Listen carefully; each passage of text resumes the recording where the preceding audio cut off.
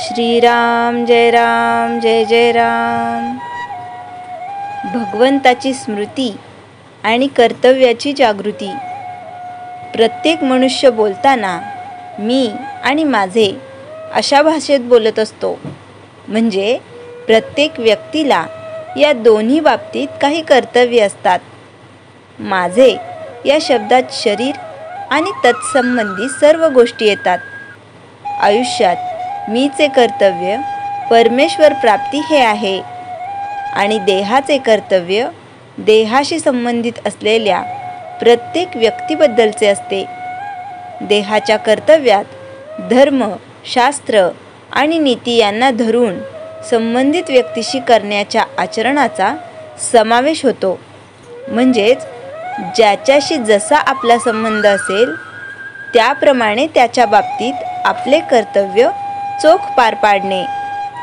कर्तव्य याचा अर्थ मोबदल्याची अपेक्षा न ठेवता ज्या बाबतीत जे करणे योग्य असेल ते करणे असा आहे। मनुष्याने मी आणि देह या दोहोंच्या बाबतीतली कर्तव्ये समान चालीने करीत राहिले पाहिजे। मीचे कर्तव्य करीन पण देहाने कसाही वागेन असे म्हणून चालणार नाही। याचे कारण असे आहे की समजा एखादा मनुष्य नोकरी करीत आहे, तो ती नोकरी कशाकरिता करतो याचा विचार केला तर असे दिसते की ती नोकरी करायला दुसरे कोणी नव्हते म्हणून तो ती नोकरी करीत नसतो, तर त्या नोकरीतून मिळणारा पैसा कुटुंब रक्षणाकरता उपयोगी पडेल म्हणून तो ती नोकरी करीत असतो। समजा त्याने नोकरी केली पण मिळणारा पैसा घरात दिला नाही तर त्या नोकरीचा काही उपयोग नाही। तसे मीचे कर्तव्य म्हणजे भगवंताचे अनुसंधान केले पण देहाचे कर्तव्य म्हणजे सदाचरण आणि संबंधित व्यक्तीशी असलेले कर्तव्य न केले तर नोकरी करून पैसे घरी न दिल्यासारखे होईल।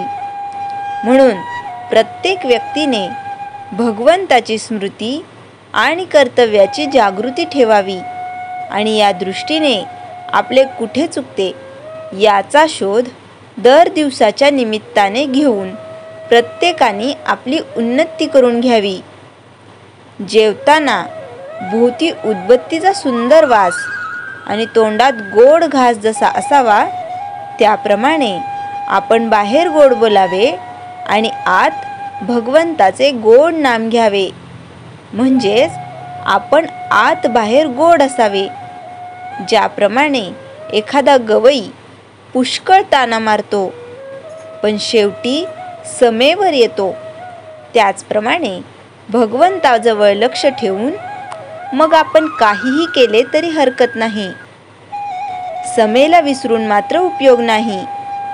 इथे तबला वाजविणारा भगवंतच आहे म्हणून त्याचा ठेका बरोबर चालतो। ठेक्याप्रमाणे म्हणजे भगवंताच्या ठेक्याला अनुसरून म्हणजेच त्याच्या स्मरणात जो गवई गाईल तो बरोबर मार्गावर राहील आणि शेवटी समेवर येईल। श्रीराम जय जय राम। चैतन्यवाणी फळाची अपेक्षा सोडून कर्म करणे याचे नाव कर्तव्य होय। श्रीराम जय जय राम। जयाच्या जनी जन्मनामार्थ झाला, जयाने सदा वासनामात केला। जयाच्या मुखी सर्वदा नाम कीर्ती, नमस्कार त्या ब्रह्मचैतन्य मूर्ती। श्रीराम जय जय राम।